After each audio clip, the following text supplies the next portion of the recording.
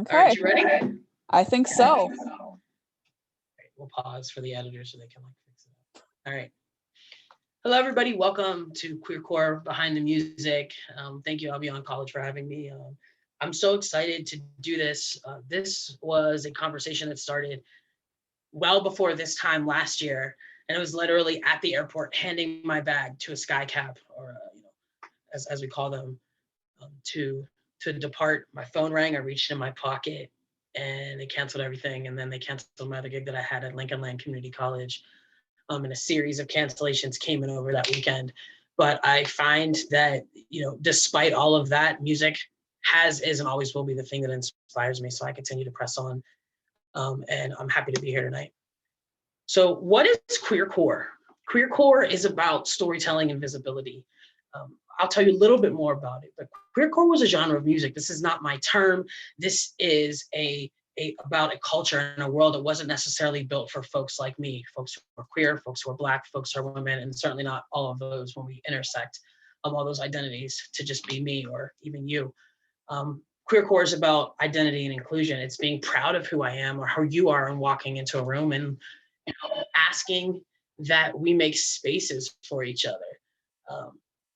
And finally, it's about navigating and overcoming challenges. There's been some rooms that weren't designed for me. So what does it mean for me to press on and help myself learn how to do things a little bit better and then share some of that game with you? The story format goes like this. We start with introductions. We're right here in this spot. And then I'm going to jump into some stories. The cool thing about 2021 is that because I made so many beats, in 2020, I started making videos. So tonight is actually the first time you're going to get a little bit of music and video. So I'm going to do some live performance and the storytelling, share some of the stories behind my songs and show you some of my videos. The second half of the show will be an open mic and a Q&A. Here's the thing. I grew up and I was trained in bars and restaurants. I can play for 4 hours if I need to, but that's not why we're here tonight. I can't wait to hear from you all because QueerCore is literally about making space for you. So again, my name is QueenEarth, at Miss QueenEarth, and in most places on social media. I've been doing this work for about a decade. I started out as a singer-songwriter, and here 10 years later, I do business consulting. I help organizations and individuals grow themselves and unearth truth. Organizations, we talk about racism, equity, inclusion. I do creativity coaching and guitar, but music is my joy and it's my favorite way to express myself. So I make beats and I write songs. And like I said, most recently, I do lyric videos. I started in higher education. So I love to work on college campuses. 10 years ago, I took a leap of faith and said, I don't want to plan Black History Month and Women's History Month and Gapril and Asian American Pacific Islander Heritage Month. I don't want to do that anymore. I said, I just want to play music. I was playing music for 3 months before I realized that college was calling me back to campus, and I ended up being a writing professor. I was teaching students how to love their own story because I figured if they didn't care about anything else, they might care about writing about themselves. I got a certificate in the pedagogy of online teaching because my partner and I at the time were planning on traveling the world. We were going to spend 18 months, a year in California, 6 months in London. And I figured that if I was going to leave, I might as well have a couple tools under my belt to help me. And I wanted to take social justice with me everywhere I went. So that's a little bit about me, but this whole story really starts at a farmer's market. That first year, I learned that I love to play outside. Bars and restaurants were fun, but I didn't really like being around alcohol and loud people and free bird and all these yellings at night. I loved farmers markets. So the first probably 2 years as QueenEarth, I played at farmers markets. The third summer, I was getting so much better at business. And YouTube. So I was making these cool YouTube videos and I had some of me doing like Eminem and 90s covers. And then I had videos of me doing the Dixie Chicks, or as we call in 2021, the Chicks singing like wide open spaces. And I would send those videos to the farmer's market. So I'm doing a little bit of A/B testing. I know my audience. So there's a woman at a farmer's market and she wants to work with me. So she says, like, let's jump on a call. This is normal. Of course we jump on a call. She wants to ask me some questions. I got to ask her some questions. I'm learning how to do better business. Well, she tells me that she loves my voice and she thinks I'm a great singer. And she just wants to make sure that I'm a good fit for the market. And so I said, all right. She said, we want to make sure that the material is family friendly. I'm like, all right. I said, it's my job to like read the crowd and check out if I'm supposed to play like Taylor Swift or Maroon 5 or Marvin Gaye and Sam Cooke, Usher, whatever. It's my job to read the crowd. I said, so I absolutely can do that. And she says, okay, well, I just want to make sure that it's family friendly. Immediately, I'm thinking that I sent her a video of me doing Eminem instead of the chicks singing Wide Open Spaces. And I'm thinking that she's just asking me not to rap, which has its own issues. But I said to her, I said, can you tell me specifically what it is you're talking about? And she said, well, yeah, in your song, you're singing to a girl. Cool. This light went off in my head and I realized, I said, are you telling me that if I was singing different pronouns that I would be able to play at your market? And she said, well, yeah. I said that I don't want to play at your market. She didn't want to make space for someone like me. No opportunity, no way for me to make money like my friends. So I've made it my life's work from that point to make literal space for us. In some ways, my business was born 10 years ago, and I've been walking this path for a very long time to unearth our stories. QueerCore is about having brave conversations, because sometimes asking someone for clarification is hard and the truth hurts.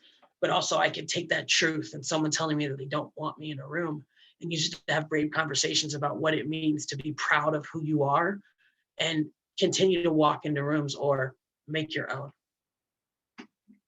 And now I pull out the guitar.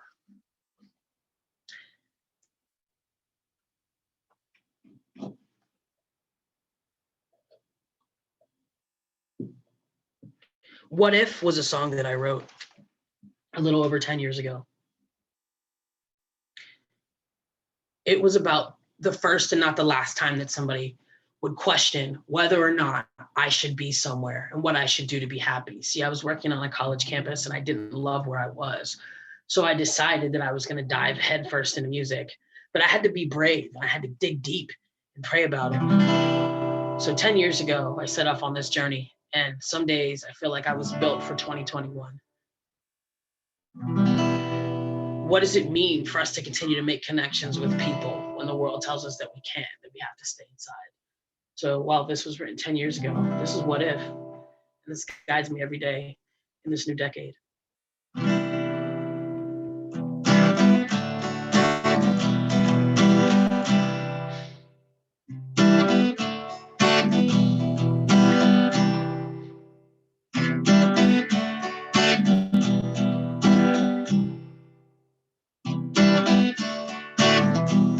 What if nobody told you how to love, how to live?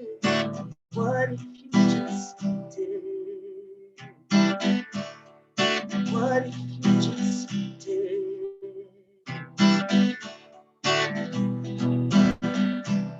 Suppose nobody told you there was a closet to be in, walls to hold you there and hearts to gel you in.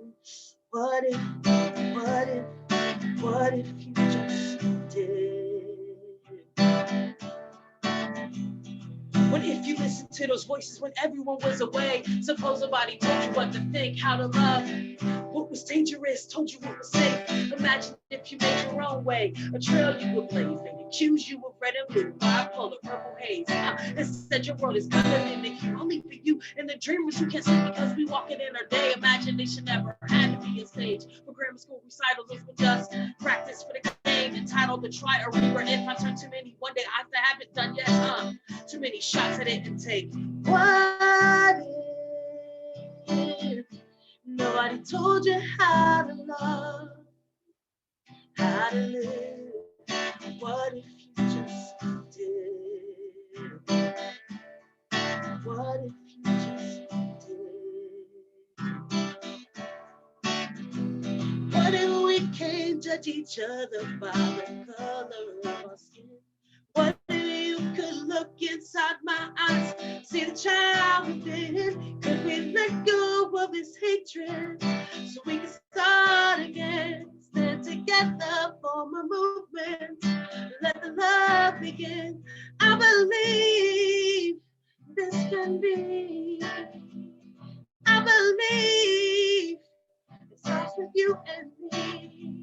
This ain't what if, this ain't what if. We can do this. We can do this. Come on, what if? Nobody told you how to love, how to live. What if you just did? What if you just did?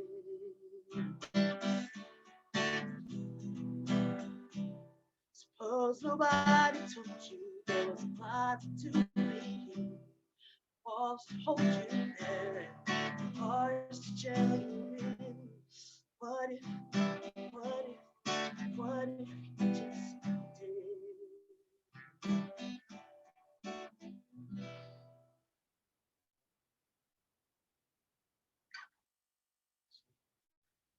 Thank you. Thank you for the class. That's what if.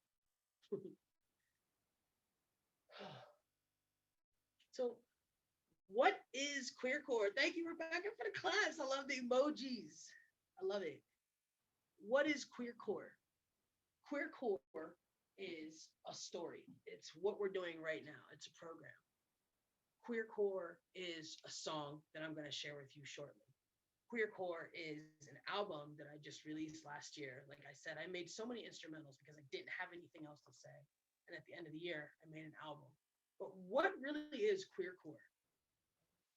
QueerCore is a genre of music that started in around the late 70s. If you think about hip hop in New York and punk and these counterculture movements, QueerCore was punk. It was queer folks who were saying that, you know what, this straight, white, male world, cisgendered world is not for me. And so they created this whole genre of music. I stumbled upon it years ago as like I'm a huge hip hop head and I love to go down the rabbit hole when it comes to history and nerding out. But it really spoke to me because I'm like, you know what? I don't know too many worlds or systems that are built for somebody like me. So I loved QueerCore. On the other side of that, what does it mean when I think about queer core? This like different, unique piece inside of me that I understand better than anybody else. Like, well, we all have something like that. This weird, unique thing about us. So I decided to write a song about all of that and what it means to be a queer Black woman inside this body and what it means to fight and speak up and why I make music. So check out this video for QueerCore.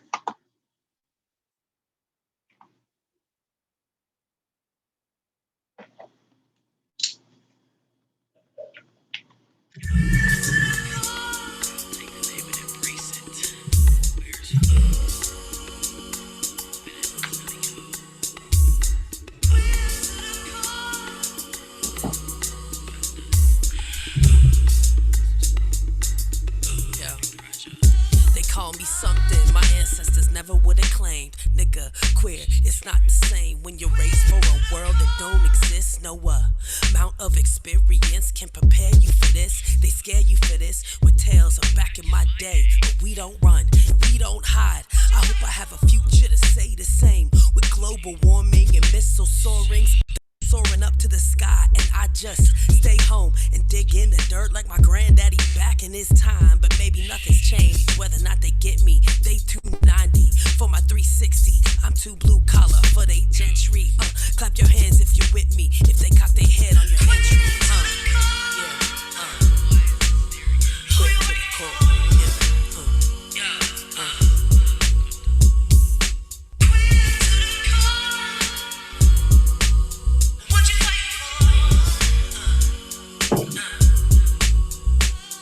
Butch blues, womanism, feminism, suffrage, Ta-Nehisi Coast, dropping knowledge in my syllabus. They're trying to pit me against me, the core of the Constitution written not to fit me. Send me agendas.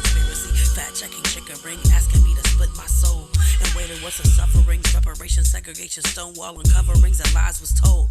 Now a statistic missing from your interest list. We play in a blind space where you can't see, making music in your bell curve X to your Y, how you draw lines without me. Maybe nothing's changed, whether or not they get me. I'm too shiny for they ashy.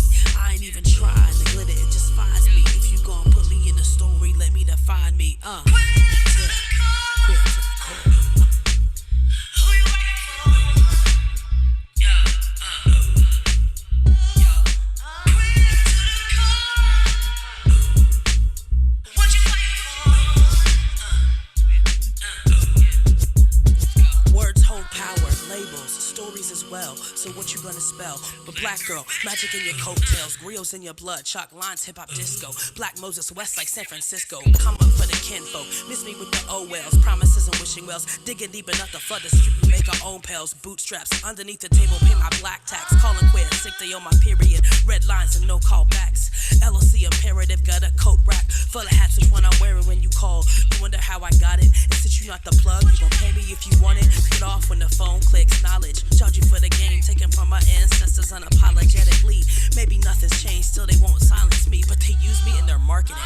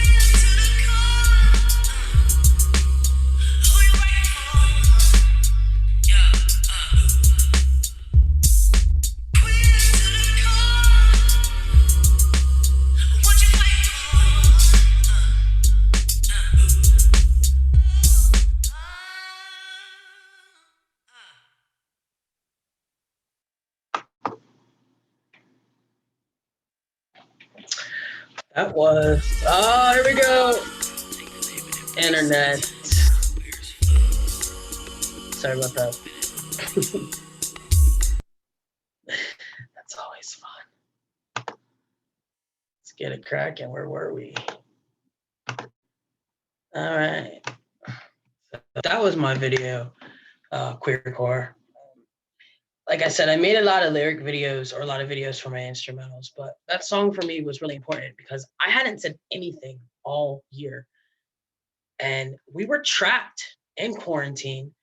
The work that I do in making events, or even the work that I was starting to do with QueerCore and travel, I couldn't do it. I was stuck in the house. So what does it mean to be a slave or to be enslaved? And what does it all have to do? In 2020, my mother passed away. And that was the most unexpected, hardest thing that I've had to deal with to date.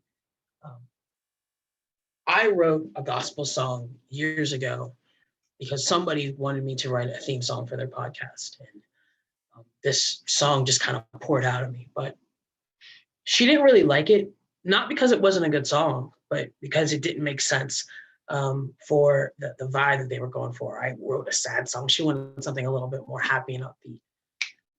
But this song has come to mean so much more as I reflect on my roots and my ancestors and all the possibilities. Language matters. What does it mean to say an enslaved person versus to say slave? Someone who is enslaved has a family, a past, a potential, so much possibility. A slave is just a slave. That's all they ever were, and that's all they will ever be. We talk about, that they did not kidnap slaves and bring them to the United States. They enslaved people, humans, doctors, lawyers, kings, queens, and brought them into captivity. And so part of navigating, the U.S. As a person of the diaspora and of African descent is knowing that there are people who don't understand the difference between those two words. And so what does it mean to see someone as human? To see someone as beautiful, to see their greatness. I couldn't decide tonight if I wanted to play this one for you all or if I wanted to show a video. Colored was a song that I played at my mother's funeral. I didn't think that I was going to ever sing at my mother's funeral because I didn't think I was going to make it through. But I love this song because my mother was a singer, and she grew up in the South during the Civil Rights Movement and taught me a lot about what it means to be proud of who you are, where you come from, and what you can do just by striving to push a little bit further. So this is Colored.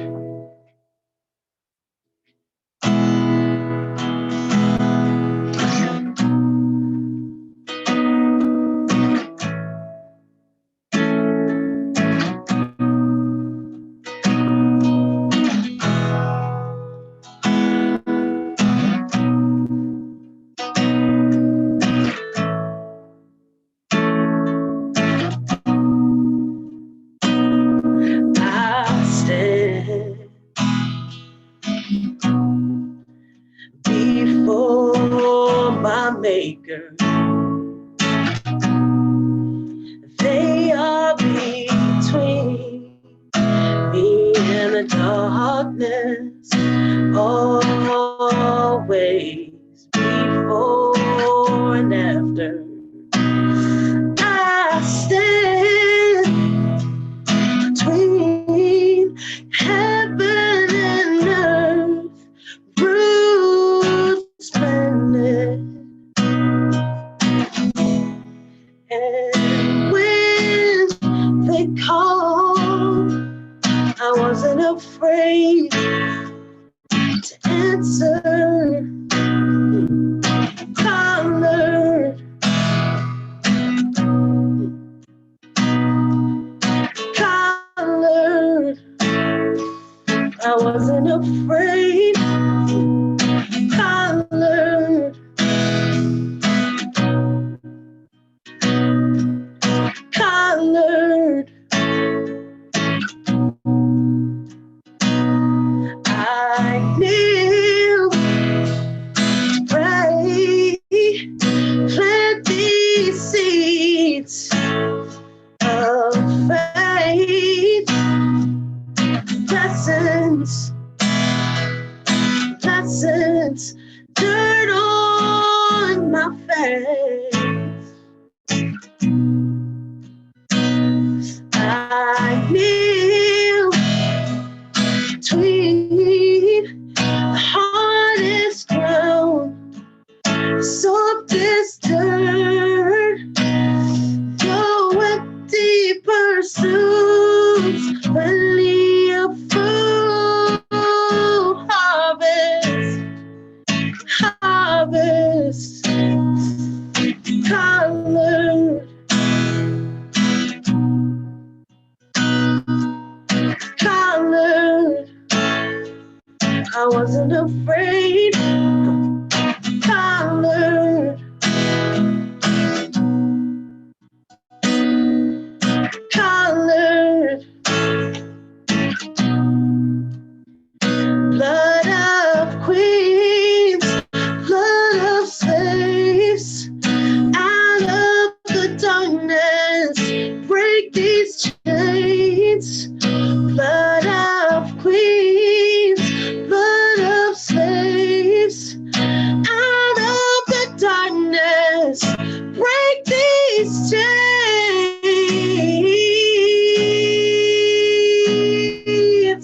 Colored,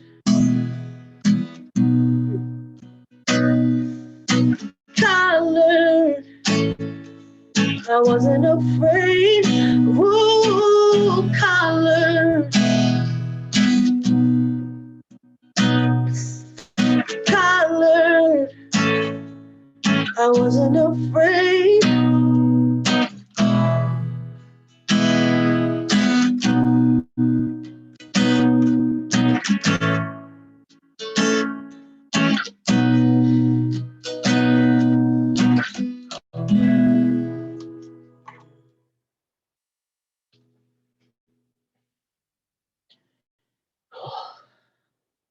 Thanks for claps.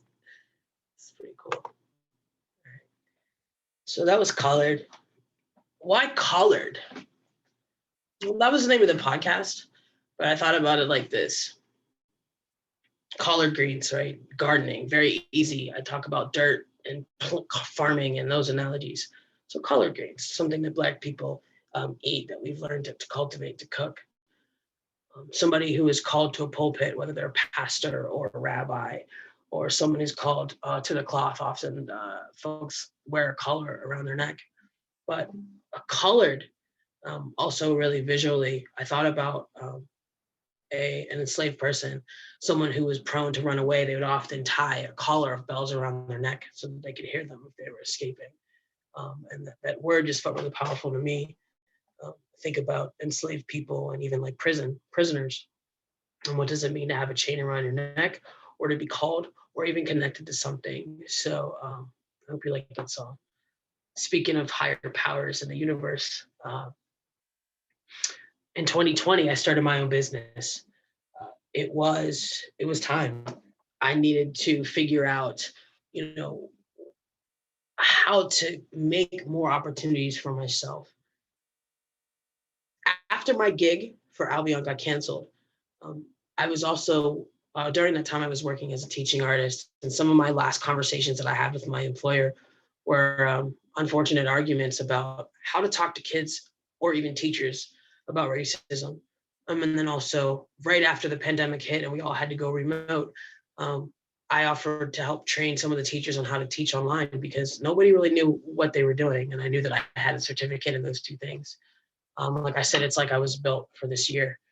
So sometime in early 2020, I started my business, Universe Consulting and Design LLC. I've worked at so many different jobs and feel like I don't fit in, and it has nothing to do with intelligence or skill set. A lot of times it's about culture. So with Universe Consulting and Design, what I do is I help companies dig into their experience with racism. Like one of my clients was a arts and cultural organization and improv group. They had a big shakeup last year because of some racism, and they decided, hey, we want to start a new organization. We want to do this from the ground up. How do we do this and not be anti-racist? I'm like, well, let's talk about each of your individual experiences with racism. How has your industry contributed to racism in the past, and what do you want to do different? And we look at cool blueprints. My favorite clients, though, were spiritual communities because I love talking about creativity and our creator. And Collard was the first gospel song that I wrote. So that's a little bit about Universe Consulting and Design. But subject matter expert. This was a short song that I wrote about 3 years ago when I was trying to find the right room to fit into. I was, like I said, I was working in all these organizations and I was good at what I did. I just didn't fit in. I was a little bit too masculine to be super client facing, a little bit too cool, a little bit too Black to hang out with the tech bros. So I figured that I would rather strike out on my own. It's been really rewarding to start my own business, but I make time for music every day. So Subject Matter Expert was the song that I wrote about that experience. This is unique because I made this lyric video. The last one, QueerCore, someone else made that because I was like, oh my gosh, it's a rap song. There's so many words. I don't want to have to do that. But I also want to employ a young Black artist. So I found this guy on Fiverr. He's awesome. We're going to continue to work together. But I was like, you know what? I'm going to make one for myself. Subject matter expert to me could be an introduction to a TV show, but subject matter expert is someone who is an expert at something. And so as a trainer, often I will consult or speak to the subject matter expert because I don't have to be an expert on the thing that I'm teaching. I can learn from them and know how to teach it. When I bring those two things together, it makes me, I think, or anyone a better trainer. But the subject matter expert is a person who's a specialist in something. So I'm a specialist in what I do. And what do I do? Well, lots of different things. I love this video because sometime last year I decided to download software so that I can make some more videos. And when I tried to find Black people, it was the most challenging thing. And it didn't have to be like that. I think that's probably the reason why I got someone else to do QueerCore, because when I tried to find videos of queer folks, it was so hard. So this video runs, I don't know, maybe like a minute and a half. It took me longer to make this video than it did to make some of the other ones, simply because it was challenging to find Black people. So I wrote about that a little bit on my YouTube channel, but also what does it mean to make space for us? So this is subject matter expert.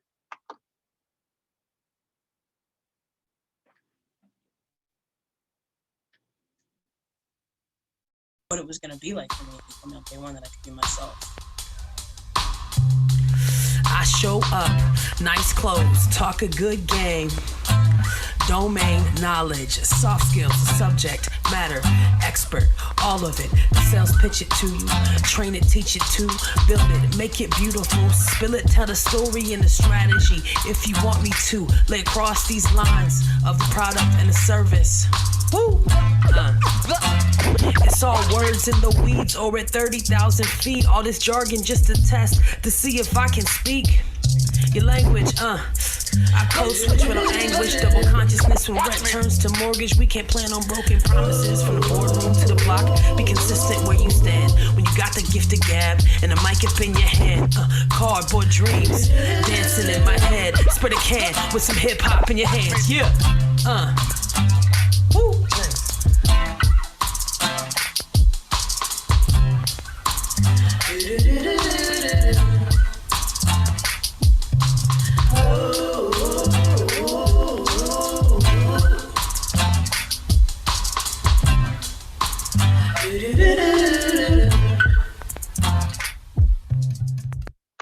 What it was going to be like. There we go again. Technology.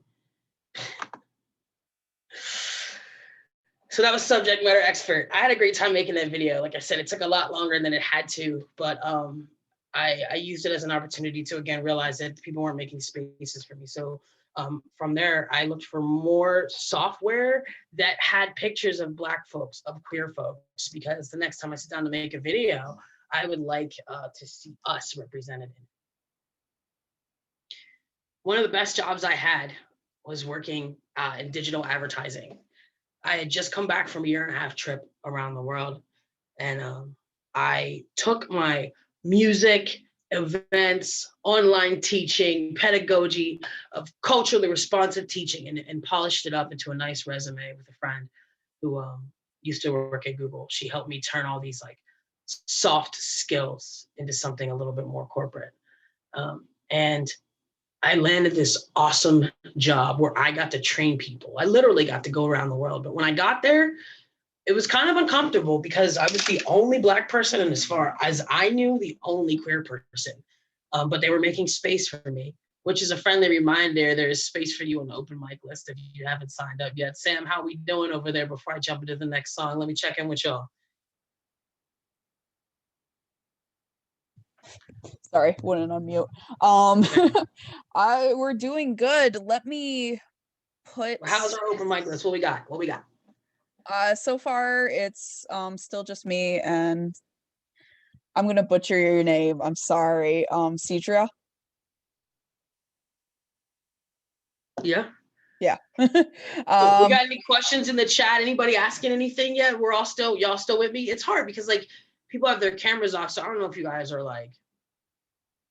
Actually, you know what? That's not true. I like the emojis and the claps. I'm really appreciating and enjoying those. But now I understand what teachers are like. Everyone has their camera off, but y'all are still here with me, and that's awesome. But yeah, I'm excited. We got a couple more songs, and then we're gonna. I kind of want to take a poll for the last song, but I'm just gonna keep rocking out. Just wanted to check in with y'all and the open mic list. Thank you, Sam. Yeah, I'll put in the chat if anyone is interested. I'll put in the chat just the file, the Google Excel file that I made for it. Word. Word. So if anyone wants to sign themselves up, feel free. And I'm also going to take this opportunity, this little pause, to put the Google form in the Google sign-in sheet in the chat again. We ask that you sign in just for organization purposes. Word. But other than that, I think we can keep going. Awesome. Thank you. Just want to check in with y'all. All right, here we go. Thank you. So I have this sweet job in digital advertising, and my boss is amazing. He had a wife who was an artist, and she tried the corporate life, and it didn't really fit for her because there weren't a lot of people like her. His wife was a woman of color. He was a sweet, sweet man, and he saw me. He told me that I shouldn't drink the Kool-Aid. He said, the second that you know this stuff so good that you could just spit it out rote, he said, you'll lose your magic. He said, so always like be questioning what we're doing here. And it allows me to continue to have wonder for people. So I love this job. And somewhere at that time, I found this amazing quote. If you want to build a ship, don't drum up people to collect wood and don't assign them tasks and work, but rather teach them to long for the endless immensity of the sea. This spoke to me because I never thought I'd be okay at a 9 to 5, but you know what? I had a short run and a stint where it felt perfect because the work that I was doing, which is literally basically what I'm doing right now, talking to people, making slideshows, teaching them about concepts, using technology, stretching my brain and trying to make them feel some of the best times in my life. So Ryan was an amazing supervisor who made sure that I felt comfortable, and he always advocated for me. He was like the epitome of what it means to be a white ally. So when I got that job, I was the only person of color there, only Black person, only queer person, but I kicked ass. I fell in love with learning creativity, stories, and expressing myself all over again. This next song I'm going to do is called Melissa. What is Melissa? That is my government name, as we like to say. No one calls me Melissa except for my parents. Even my mother didn't call me Melissa. I'm only called Melissa when folks are signing checks, but even that's not true anymore because I have my own business. But at this job, I decided that I wanted to go by the name Melissa. Why? Because I was working a 9 to 5, and I highly suggest that everyone does this. If you have a job, you should come up with a name that they call you at that job so that when you leave, you don't have to answer to it. So it was Melissa. I would never be out in public and have someone ask to speak to Melissa. So that's what I used when I was there. So as soon as I walked out of the door, I could be QueenEarth or Missy, as most of my friends call me, all over again. But I wrote a song about that job search that led me to this amazing opportunity.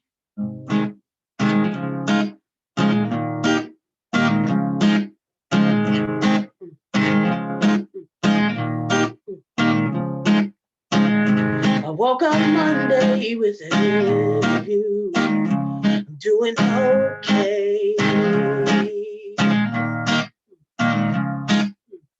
Startups, they can't pay right now. Maybe one day. If I work hard, dream of the ocean, build a sand. Grabbing or he said, checks in the mail.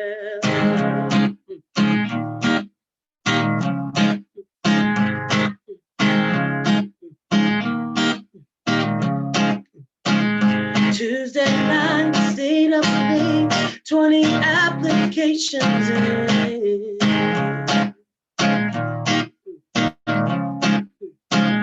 One call back from the team, be the only one. This sin. The good old boys have a box to mark, trying to put me.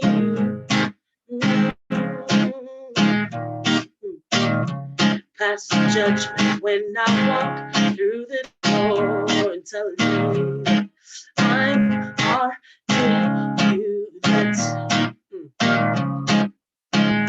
If I get smart, shake more hands, dress up well, you're gonna make it, kid. Checks in the mail.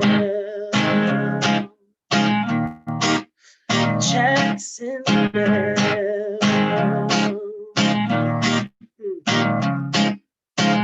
Without the weight, I wouldn't have the time to write these songs. Without the pain, there'd be no stage to play this music on. Something's coming, I can feel it. To you, I'm patient, but I'm low. Don't wanna lose, not a fool. Heard a dog barking loud midday Wednesday.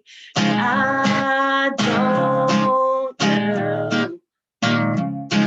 I go outside, Melissa. She says, yes, that's me. What the hell?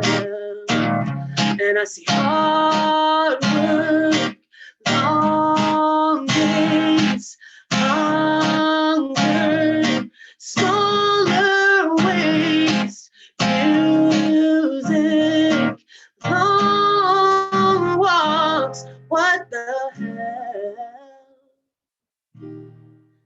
checks in the mail. Checks in the mail. Checks in the mail. Checks in the mail.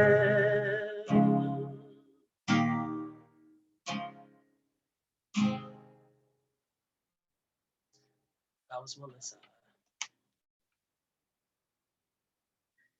Thank you. All right. Got one last song for you. I kind of want to do a survey to check in with y'all. Do you want me to sing or do you want me to do the video? But wait, don't answer. The last song is called Open Mic appropriately because that's really what we're here for. I'm excited to hear your stories and get to the Q&A and the part with the interactivity and like, you know, where we can touch people.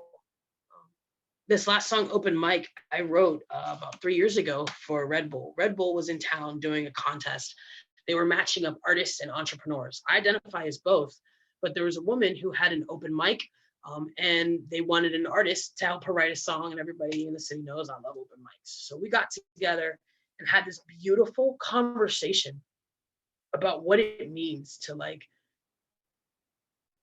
take great care to curate and produce an awesome space. And honestly, I would love to clap for Sam for like, you know, just being on Instagram and like talking to me and keeping in touch to bring us here tonight. It takes a lot of work and all these moving pieces to bring people, especially when you don't know what's going to happen.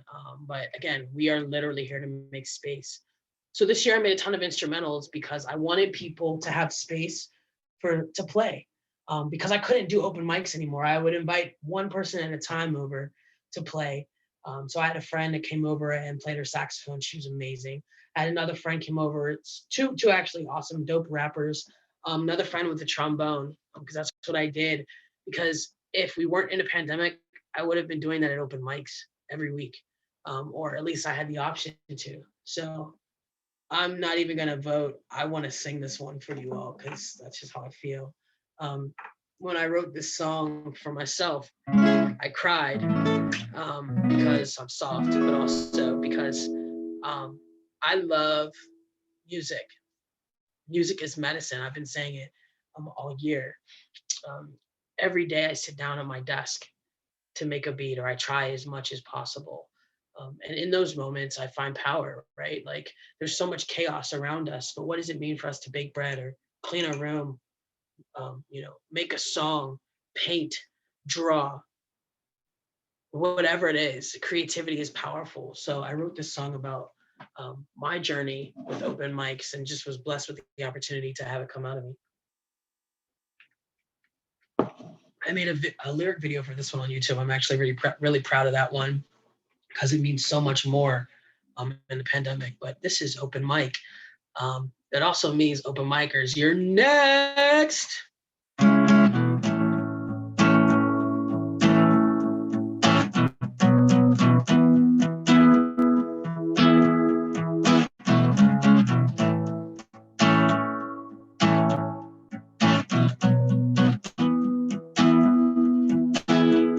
She sings,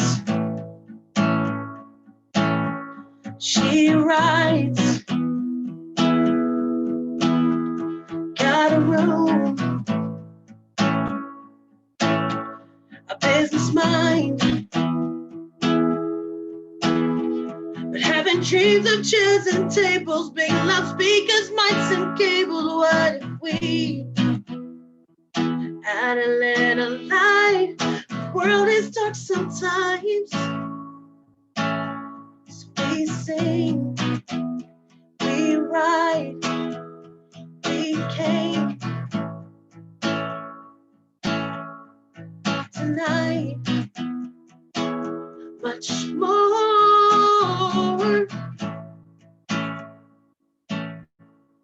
than an open mic. We paying cover for our thoughts. Here we wear no mask.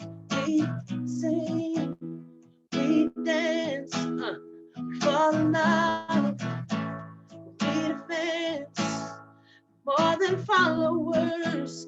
This is family. We came tonight. Much more than an open mind. We came tonight. Much more than an open mind. They don't say our names when we die, but name us in the fight, and we came to sign our name and to get called into the light. She is poetry. She cries. She smiles. Almost stated tonight. Where I'm from, we say 5,000. Maybe save a life we came tonight. Much more than an open mind. We came tonight.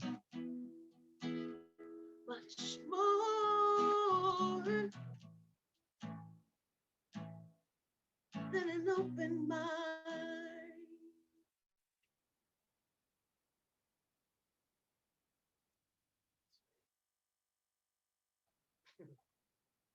Thank you. This is the open mic portion of the show. I found this awesome rainbow colored queer mic, and I just felt like it was appropriate. I'm going to stop my share and jump back in here with you all to see. Thank you, Olivia, for the claps. Thank you all. See who we have for this open mic list. I'm so excited again. Like, there are no rules. You can share poetry. We just ask for like no hate. It's all love. Like, this is a space where we usually don't get to have it all in our comings and goings. And it's like, hey, you know what? You be yourself. Go ahead and share a story. It's awesome. Let's see. Who wants to go first? So we got like, what do we have, 9 folks in here? That's pretty dope. It's almost like the Brady Bunch. If everybody turns their camera on, we can get a really cool screenshot. And then we can also see like snaps if folks want to. But who wants to go first on the open mic list? So I will start us off, and I'm going to start us off with a little bit of an introduction to the open mic portion. So when I actually saw QueerCore for the first time at Nick Whistle in 2019, I believe it was just a really beautiful experience, because the open mic, like Missy said, was open to pretty much anything, and a lot of people just went up and told stories. And because we were a room of pretty much anonymous people, these were people that we would probably never see again. A lot of people opened up their hearts to just saying whatever. There was a lot of emotional stories about identity and acceptance, and sometimes not acceptance. There was a lot of crying. There was a lot of hugs. It was really something beautiful. We could hug people. We just gotta go like this. Like, right. Yeah. And obviously, I don't think we could probably have quite the same experience, seeing as we're not all anonymous. We'll see each other, but I mean, if you want to share a story that's personal to you, you're totally welcome to. Again, like Missy said, this is open to anything. But I will start us off tonight, if you guys don't mind. And this comes with a little bit of a story as well. I guess a story. But so what I'm going to be sharing is actually a poem that when I was thinking about what I would do at this open mic, I wanted to do something related to being a woman and femininity, because this is a Women's History Month event. This is our first of the month, and I'm very excited about that. But this is the poem that came to my mind almost instantly. It's titled Manic Pixie Dream Girl by Olivia Gatwood. And it was shared as a part of Bud and Poetry, which is like a slam poetry type event. It's one of their most popular poems. I think it's from 2015. So that's just what I'm going to be sharing with you guys tonight. Manic Pixie Dream Girl says, have you heard this record? Manic Pixie Dream Girl says, let me save you with this record. Let me put the headphones on for you and smile while you listen. Cut to your point of view. Watch me smile while you listen. Hear that? That's the sound of you becoming a better person. I am going to paint a picture of a bird on your beige wall without your permission, and you're going to love it. And you thought you hated birds. See me encouraging you to take risk? Manic Pixie Dream Girl wants you to do something you've never done before, like go swing dancing or smile. You want to know my name? You never call me by it anyway. If I had to guess, it would probably be a season or after a dead actress who you loved as a child. But this isn't about me. This is about you and your cuticle job, your white bedroom, your white Honda, and your white mother. Manic Pixie Dream Girl says, I'm going to save you. Says, don't worry, you are still the lead role. This is your love story about the way I teach you to live. Everything they know about me, they will learn when it was projected onto you. Watch the way you pick up my bad habits and make them look good. Manic Pixie Dream Girl talks too much, says bad words out loud, and cries at the commercials. That's what makes me a funny woman, right? The kind that people like to laugh at. It's easy for you to root for you when I act like this. So disagreeable, such a manic dream girl. You're almost broken accessory. Manic Pixie Dream Girl says, let's play make-believe with my body. I'll be a vintage dress in an empty prescription bottle. Good girl, just bad enough. A burp and a curtsy. Let me be not too pretty, hair fried from all that pink dye. Sex when you need it, puppet when you're bored. Let me build myself smaller than you. Let me apologize when I get caught acting bigger than you. Let me always wait for this. Let me work for this. The convenient thing about being a magical woman is that I can be as gone as quickly as I came. And when you're a whole person for the first time, the movie is over. Manic Pixie Dream Girl doesn't go on. There's no need for her anymore. Manic Pixie Dream Girl is too dream girl, and you just woke up. Once I told you I was afraid of my father, and for a moment, I looked so human, the audience lost interest. You saw the crow's feet at the sides of my eyes and a small chip in my front tooth. I looked just like everyone else. So yeah, the first time I saw Olivia Gatwood perform that, I absolutely cried. It's an incredible work of poetry. And again, if you want to perform, doesn't have to be something original, doesn't have to even be a poem. Yeah, like you can read somebody else's stuff. That's awesome. That was amazing. Yeah. Manic Pixie Dream Girl, like I want to see that on a t-shirt, and like that has a logo written all over it. I want to see that. That's awesome. Thank you for sharing that. No problem. So I guess we will just open the floor. Yeah, we can open the floor. Open mic time. What's good? I also have videos for days. No, I'm just kidding. This is the open mic portion. Who was the second person on the open mic? Cedra, if you wanna.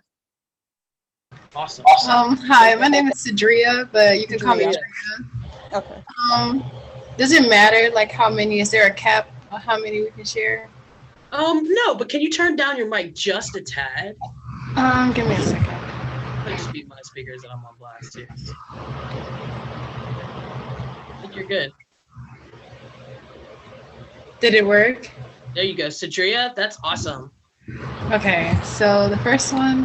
So what do you have? What are you sharing? Like poetry? Yes, I'm sharing poetry. Yeah. Two pieces. Yo. Okay. As I wake up each and every day, I wonder which cap I'll put on today. For I am a Black woman, you see. I'm told to act civil and act like a lady. I must protect what puts me at the bottom. Down my I's and my T's, I cross them. Treated less than my male counterparts and seen as less than women that are not of my caliber. It is as if that are not of my color. It is as if I am not seen in their caliber. Every day, my life is at risk. Walk past whistles, snarls, and a few hisses. The most hated in America, you see. Yes, the most hated in the world. That's me. My pigment, my shade, and the way my hair is laid is seen as unprofessional. It prevents me getting paid. For the way that I dress is not seen as okay. Am I Black or am I a woman today? There's only so much debating I can do. Till my cheeks get puffy and my face turns blue. I made this all up, or you haven't a clue. All of the thing a Black woman goes through. So save your cat calls, whistles, and mumbles, and have a slice of pie. You'll surely be humbled. For this is America, the US of A. I wonder which cap I put on today. I'm sorry, I fumbled up that first one. Okay, second one, which really all three of these poems kind of like stemmed campus life and experiences with like different people and kind of, I don't know, me growing up, I was used to always defending others because I never was defended. So now being a college student, now you're learning to defend others and yourself. So sorry if I fumble up a little bit on this. Okay. A man from around the way asked me the other day, why should I empower women? And this is my reply. Who made you feel as if you had the power anyway? Who told you that your misogynistic ways are okay? I know that God did not create me in this kind of way, only to grow up and end up becoming some man's maid. Excuse me, women belong in the kitchen, you say? I'm whipping something up, but best believe it's no souffle. Women empower women. We lift each other up. Someone has to get fed up and say when enough's enough. How can you bash the creators who actually went into labor to birth and then have to raise you? So why try to defame us? We were created in God's image and he loves us just the same. So thank the woman that birthed you and gave you your legal name. We're no longer waiting on men to grow up and behave. So ladies, don't be naive. Don't give up the love you say. We're stronger now. We'll no longer submit to what you crave. To your dismay, we'll fight for women's rights till we're in the grave.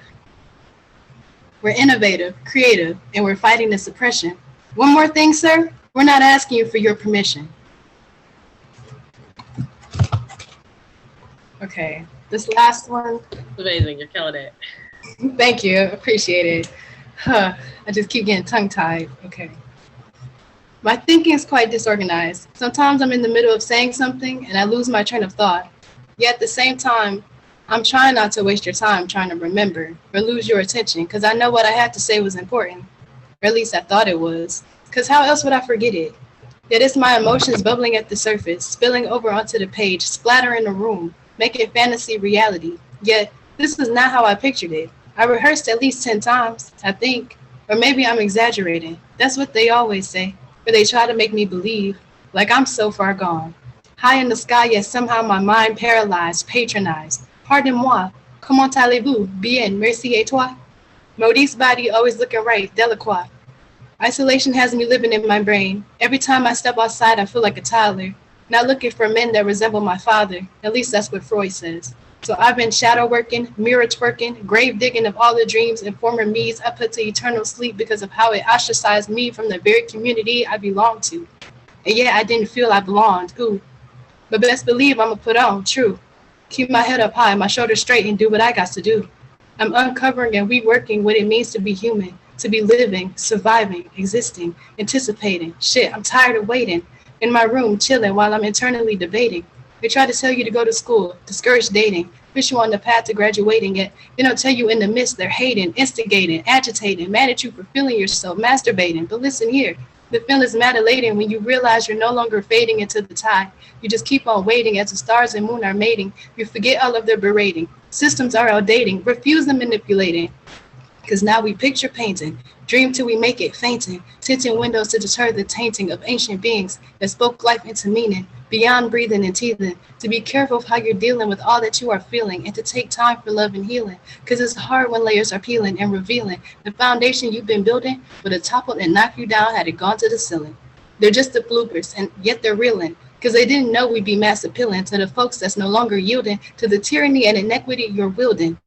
We're no longer sitting in the dark, hoping that the flame would spark when everything's falling apart. We're lighting up the broken parts that's in the hearts that got your man want a +1 to his shopping cart. I'm sweet, I'm smart, I'm mad creative when it comes to art. When it comes to conflict, I used to duck or dart, but that role is over, not fit for the part. I say how I feel, so let's get to the start. You wouldn't know what it's like to be discarded, brokenhearted, wishing those you do it all for will have some regard when you're in rough times and you need support. Then you look inside, see what you find, and start to sort. Triumph to trauma, memories with my dad and my mama. If I would have saved, be counting more. If I would have saved, be counting more commas. Granted, I'm lit with a lisp, lith, no commas. Keep a pack of alpacas with me, no llamas. What was I even talking about? I don't know, but as you can see, without a doubt, I got a lot of stuff to start figuring out. My bad. That's all. I have to apologize. Thank you for coming to share. This is not a slam. I messed up a couple times. We just thank you for sharing. That's what it's about. It's about the space. Thank you so much, Sadria. That's awesome. Anybody else want to share on the open mic, or do we get to my this is my favorite slide, and it might be my favorite part, other than the open mic. That was amazing. Anybody else? Check this out. This is my favorite slide. It's only going to be up for like 2 seconds. And it's probably just exciting to me because it's so simple. That's it. Q&A. This is where we are here. I'm going to knock it down because I can see you all and feel you better when when I put the slides away. But does anybody have any questions? We could talk about anything. It could be music, it could be poetry, it could be guitar, it could be being a woman, your experience, insurrections, poetries, open mics, 2021 stuff. Anything is pretty much on the table. And if folks, don't want to have questions and want to see some more videos or whatever, we can just rock out here. Sam, I really just want to clap for you for helping facilitate this conversation. But I'd love, and I'd love to hear from folks in the audience. This is crazy. We should be in a room right now, like eating pizza or something together.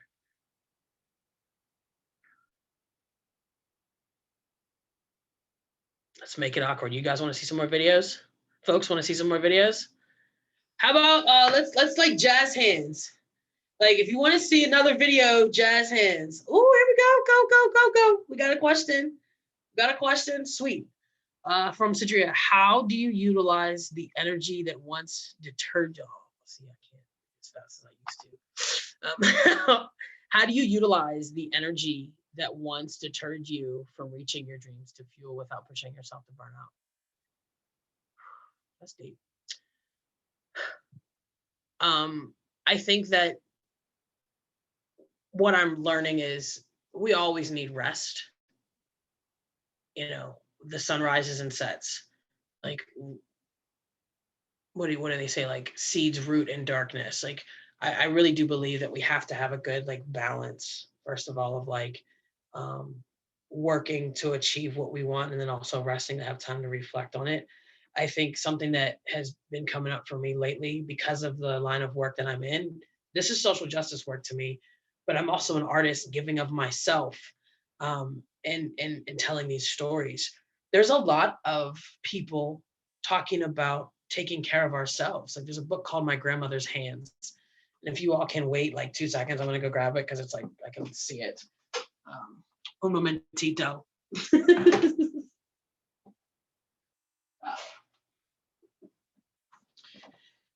There's a lot of people in the field who are helping folks to heal themselves while they're doing social justice work. So this book, My Grandmother's Hands, is something that I started reading. It's called My Grandmother's Hands, Racialized Trauma and the Pathway to Mending Our Hearts and Bodies.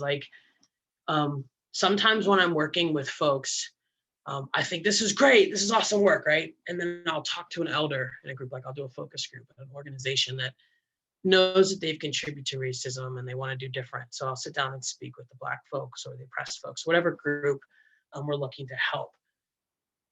And the elders say that they're so tired of like being asked where they're hurting and then like nothing happening from it. And you want to talk about a moment that is draining and so eye-opening. It's like, hey, I really want to help you.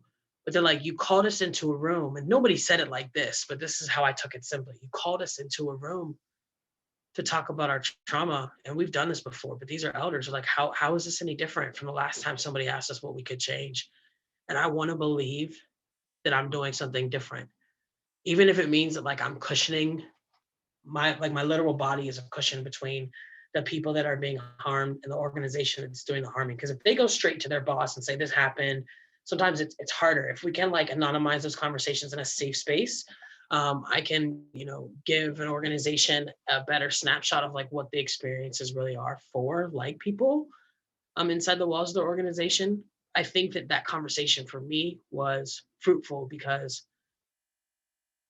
as tired as I am after I jump off of a call, it is so like invigorating to do this work. But then when I speak to an elder who's been doing this work for 50 years and she's exhausted, it like just makes you pause and be like, whoa, I got to take care of myself. This is a long fight. I hate that it feels like we're fighting, Sadria, but I love like your poem. Like you said, like, why are we asking people for permission to do anything? Why does it always have to feel like a fight? I think that music has a way to be sneaky. I can bring a nice little melody through the door, and inside the lyrics is this idea of like being angry and not fitting in and hoping that someone's paying attention. But that was a great question. I hope I answered that. You just keep going. I think that's the quick answer. How do I utilize my energy that once deterred me? I can't stop. When I talk to an elder, I'm like, how dare you be tired? Your mom is tired. Your grandma's tired. You're not tired yet. Yeah. Good question. ¿Alguna más? So I have a question. Yeah. I would love to know what your creative process is like. Because obviously I've been following you and your work since like 2019, whenever that Nick Whistle was. And I always see you creating, and it's interesting to me because I feel like I've kind of going off of what Drea said. I also feel like I've kind of reached this creative burnout point, and so yeah, no, that's real. Like, I want to go outside. Like I just want things to be normal. I think that my creative regimen kind of looks like this. Like, I try to do morning pages every day. So if there are 7 days in a week, and there are, every week you count it, I would say 5 out of 7 days I do morning pages within the first hour of putting my feet on the floor. And that's me having my coffee and just dumping out thoughts. That's the first thing, because in those moments, I can dump out worry and stress, and I don't have to go downstairs and to my wife and be like, baby, blah, blah, blah, blah. She don't want to hear all that mess in the morning. Nobody does. So I just put it in my journal, and then I close it, and that's the first thing. I see my mornings as a gift to myself, and the fact that I work for myself, and have that option. Like, I wake up, I mean, I'm usually in bed, like early. I'm not gonna tell you when I go to bed, but I'm up at like 7. And I have my breakfast. I take my time. That is a gift. I don't work for anybody else. I can decide when I want to get started. So I try to like go swimming. Those are gifts to my body. And then before I jump on calls with clients, I try to make a beat. So to drill down further, in January, I was like, I want to make videos. Like, I just set this number. My number was 12. I was like, I'm going to make 12 videos for the instrumentals. I didn't make any new beats, but I made a beat every day in 2020. Why? Why not? It was the only thing that I could control, right? It's so empowering to be able to like, sit down and put my hands like literally like where I'm sitting, like you know, like right here, like I can put, you know, it's very empowering. Like this is something that I can control today. I can pick the right kick or the right snare or the right hat. So for me, creativity is a gift to myself, to do something that makes me feel empowered, just like swimming. Like my therapist and I think everybody should have a therapist. She's like, you need to go to the pool. Like that's your powerful place. She was like, you kick ass in the pool. I'm cocky in the pool. I'm fast. I should go to the pool. I think everyone should do that thing that makes them feel excellent. I think that my creative practice lies in like daily, literal, practical, concrete application. It doesn't matter if it's music, doesn't matter if it's a beat, doesn't matter if it's a video, rearranging a room, baking a cake, but my goals are to create every day, because spiritually, if I am a creation of a creator, what am I supposed to do but create? So like, I don't have any children yet. I hope one day to create them. But for now, I'm just going to make all the music. Yeah.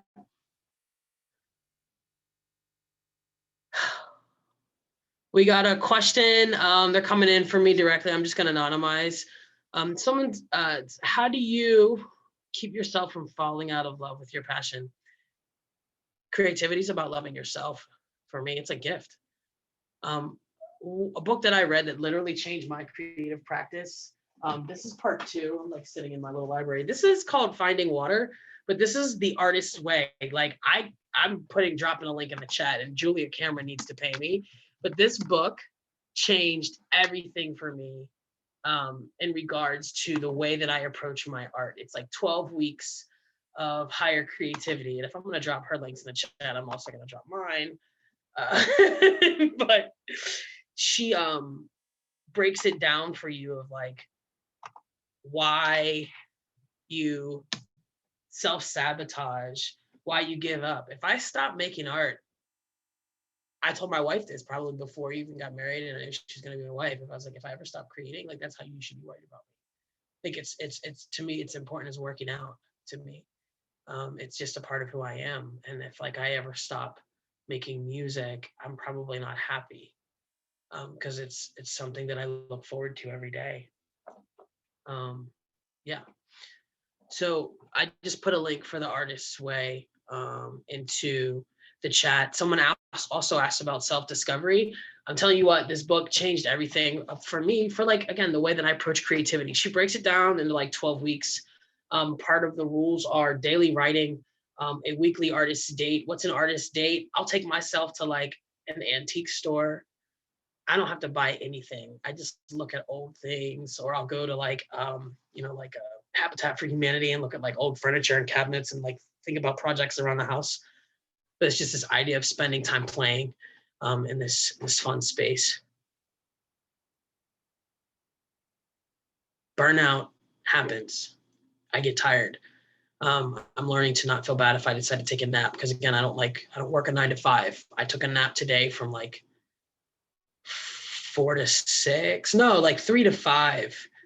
Just chilled. Me and my dog laid in the bed, and I was like, I have a show tonight. This is like energy, and I'm giving you all of here over the internet and throwing it into Michigan skies. You know, it's big work. I'm like sweating. I'll hang up from the call and be like, whew, but it feels good. So you have to take care of yourself. But that's no matter what you do. I think I'm lucky that this work energizes me so much.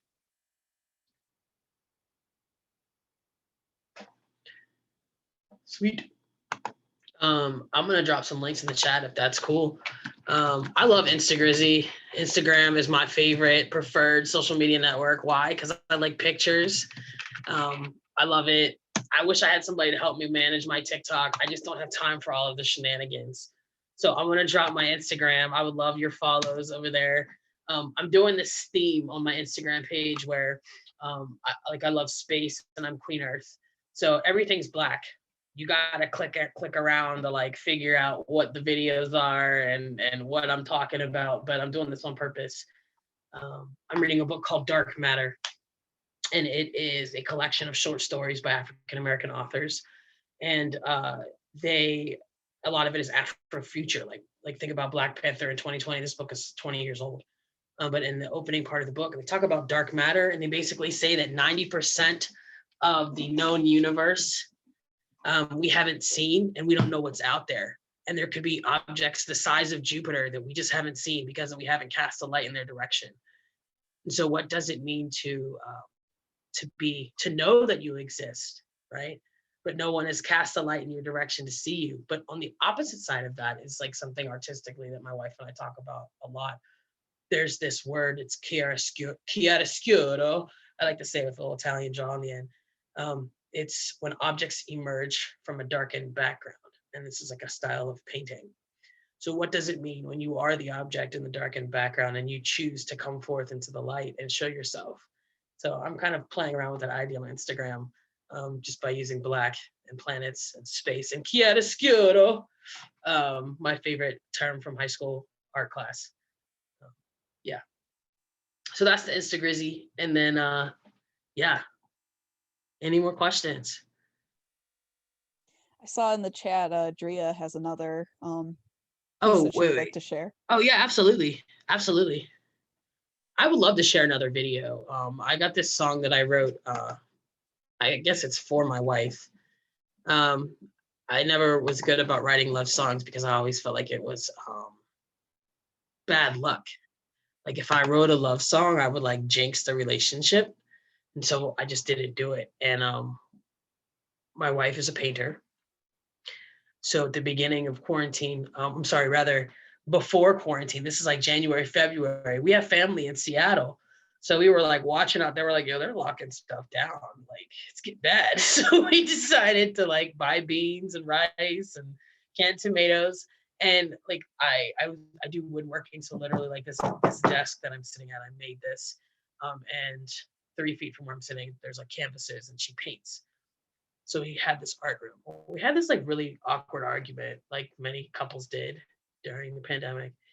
And I was in this chair writing a love note to my wife. Like it said, dear love, because we were both really sad. And I was like, I just want to hang out with you. But like, you know, this whole pandemic is exhausting.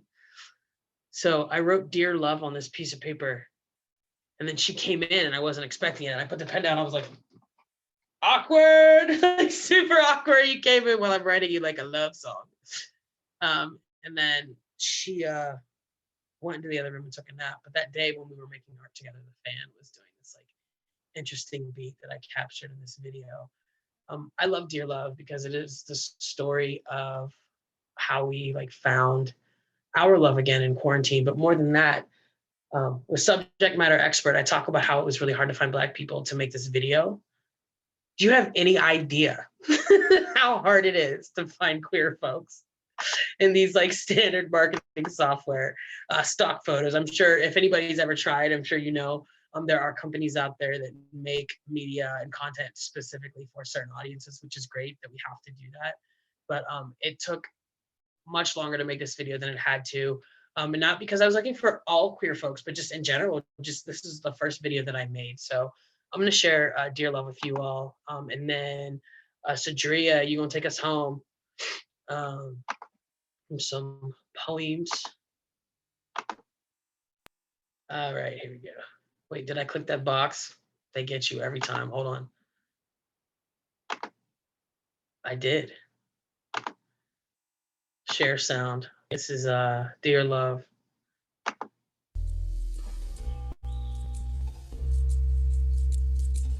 I made this one. I was really proud of it. So yeah. Dear love, how'd you like to spend a day? I wipe my schedule clean, my meetings got erased. Dear love, order up some food, no dishes in the sink. How'd you like to spend a day? Windows open, service, the neighbors think we pray. How'd you like to spend today? How'd you like to spend today? How'd you like to spend? How'd you like to spend today?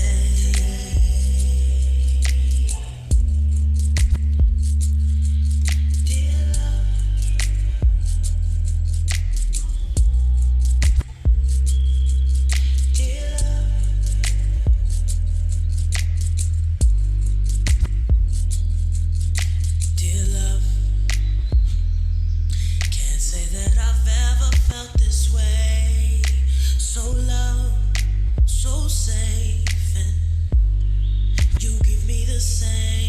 This love, baby, it's the best I've ever made. And since it's only getting better, let's just focus and create. I know what you'll say if I ask you, babe. Ooh, I know what you'll say when I ask you, babe, how you wanna spend today. How you wanna spend today. Dear love. Ooh, dear love. Dear love. Dear love.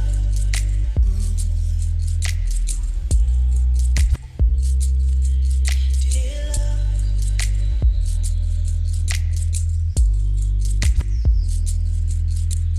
Dear love, can't say that I've ever felt this way.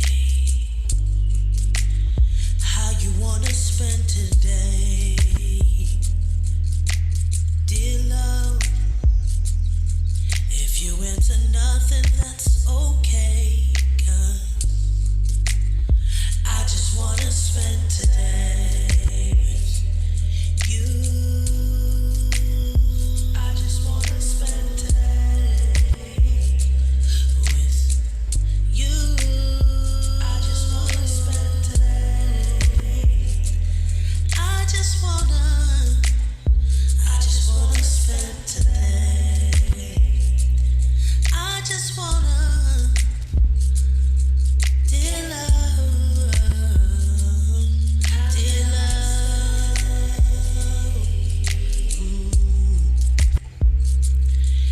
Dear love,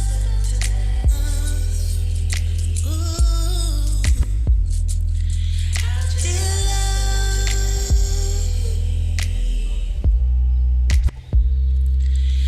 dear love,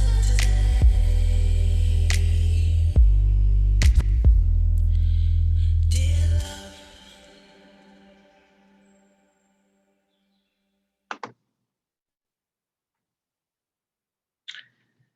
So that was Dear Love. Thank you. I had a really good time making that video.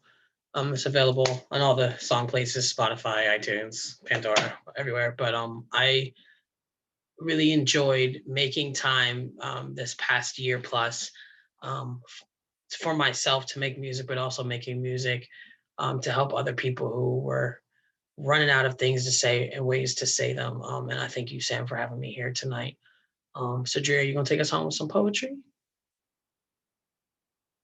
Yes, once again, thank you for the space. Problem. I appreciate it.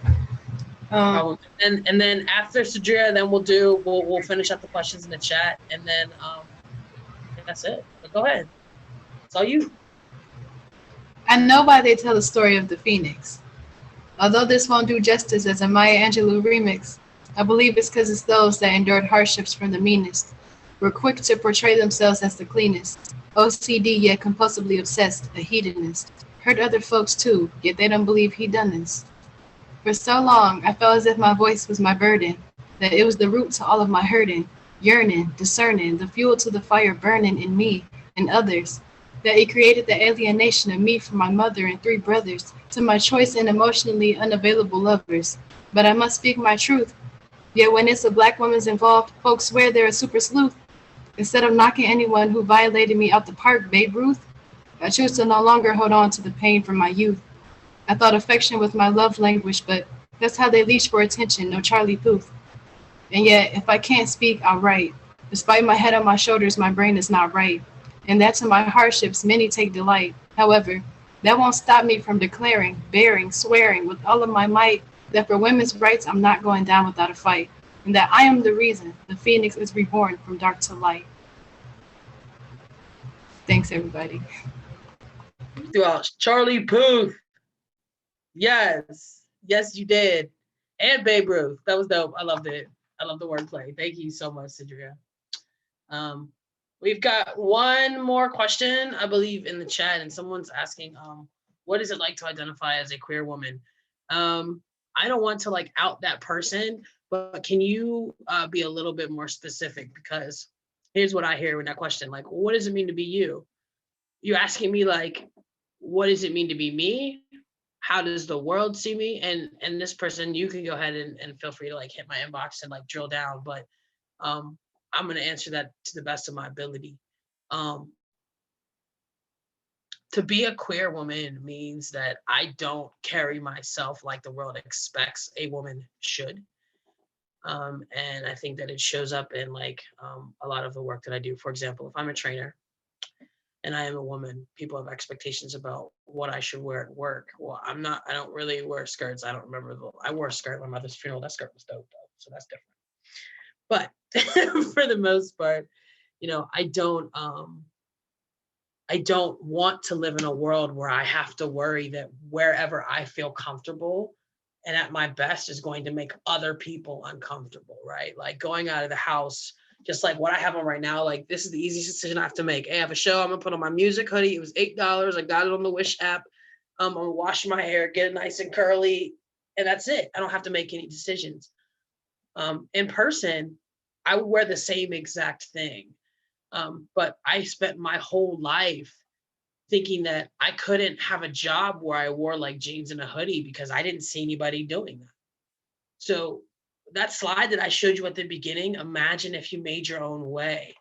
You take that idea and this idea of QueerCore, knowing that the world wasn't necessarily built for people that look like you, that walk like you. What does it mean for me to not give a damn and just be myself and find rooms where I can continue to do that? I think that's part of the reason why I work the way that I work and have my own business, is because as someone who doesn't fit in, I've always been able to operate on the outside and kind of look at things like someone who isn't from here. And I think it allows me to be a good trainer, allows me to be a good storyteller, allows me to be a good business consultant, because I can still, I can see people and understand like where they could be better. So what does it mean to be a queer Black woman? I'm asking the world to do better and tell me that I'm woman enough, that I'm queer enough, or that I'm Black enough, or whatever, that I'm human enough. In my song, Melissa, I talk about people telling me that I'm articulate. I hate that. My mother was a speech and language pathologist. I grew up in a house where I had no choice but to be articulate. So when someone tells me that I'm articulate, it's because they assume that I wouldn't be. So that is nothing even remotely close to a compliment. I should be well-spoken. There was no other choice in my house, but this assumption that I would be something else. So what does it mean to be me? It means that I continue to surprise people. And I think that part gets exhausting because I don't have any doubts about the way that I am or the things that I can do. When I was a college professor, people didn't think that I made music because you can hear my speaking voice. Nobody thought that I was a singer on the weekends. My students thought that was crazy. And then when I'm at the bar talking to, you know, the bar owner about money and logistics and contracts, like they couldn't believe that I was a professor, that I understood business, and they couldn't get over on me.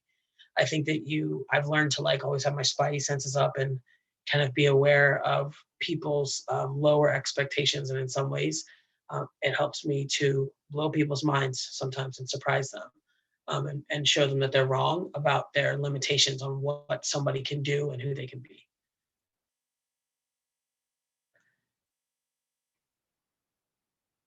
Yeah, that's pretty much what I got for that one. Any más preguntas? I'm gonna drop a link in the chat for my Bandcamp page. If you all don't know what Bandcamp is, it's like the Indie Music Central. You wanna get indie music, you go to Bandcamp. Today just happens to be Bandcamp Friday, so we get to keep 100% of the proceeds if folks do decide to buy music, but no pressure. You can listen several times before you get that little buy link and notification. But I love Bandcamp, and all the music that I created this year, instrumentals and everything, are here. Also, I want to give you one more thing in the chat. I've been making instrumentals all year, and I decided that I wanted to make some like 30-minute mixes.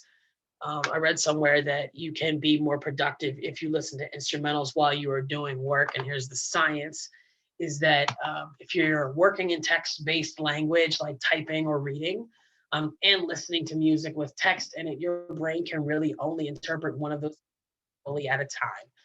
However, if you decide that you want to listen to instrumentals while you're working in text-based language, you can still allow that part of your brain to work without distracting the parts of your brain that need to focus on language and text-based thinking. So that was basically a nerdy way to say you should listen to my instrumentals when you're working. And I hope to get you nice and motivated. So I'm gonna drop that in the chat. TALS. I got, yep, there we go.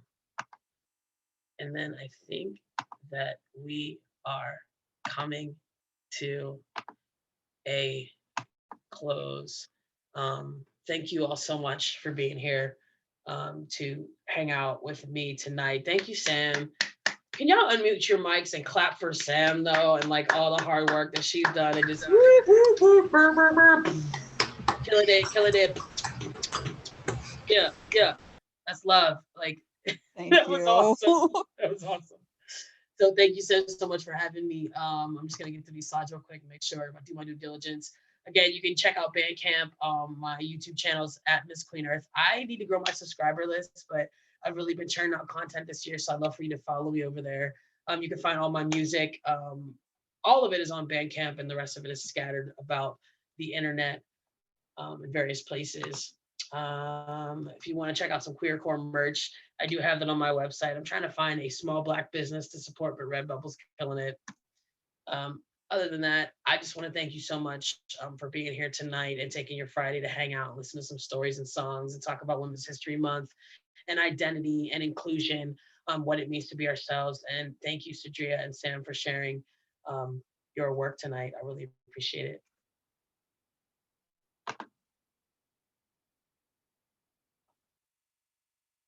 That's all I got. I think we're good. We got nothing else in the chat. If that's it, thank you all so much for hanging out tonight. Thank you for your time and your energy. Thank you, Sadria. I really appreciate you sharing and being brave. This online format is strange. I appreciate you sharing. Thank you so much for agreeing to be here, and this was just a wonderful time. So thank you so much. Yeah, I had a great time. This is dope. I'm actually, Sam, I'm going to send you, if you have everybody's information who came here, I was going to drop a link just to get some feedback from you all about what we can do better. I can drop that in the chat or send it to you. But this was dope. It's called a crowd review form. Thank you all so much. Again, please keep in touch. Follow me on the social medias. I come out with music a lot. I've got hours of instrumentals that I'm like brainstorming fun, cool ways to share new videos. I might even do a different software this year. Like I've been doing the videos. I might do like that doodly, like hand-drawn thing for like the next round. I don't know. I'm just having fun. So yeah. All right. Well, thank you so much. And thank you so much, everyone, for taking time out of your Friday night to come hang out with us. Cool. This has been really great. Awesome. So yeah. Sweet. Have a great night, everyone. Sweet. Sam, you want to stay on the chat for like a couple minutes after? I guess you can stop the recording if you want.